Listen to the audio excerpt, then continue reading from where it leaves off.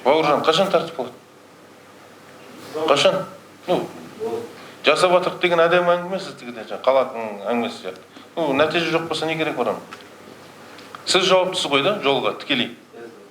Вот сізге бір ай уақыт өзім бақылайтын боламын енді. Нәтиже болмаса, өзім ұсыныс беремін сіз туралы. Министрге дейін. Мақсұтхан Нұғманұлы ренжімен солай тәртіп болу керек. Тәртіп талап ету керек. Өйткені осы елді жақсы білетін азаматтар, осы елдің азаматтары, тәжірибелері бар, жұмыс істеу керек қой. Жаңадан келген басшыны қолдап жұмыс жасау керек. Бұл кісі де сіздерге уақыт беріп жатыр, ертең талап басқа болады уже келген кезде. Сондықтан жұмыс жасаңыздар, әріптестер. Бүгіннен бастап мен қадағалайтын боламын.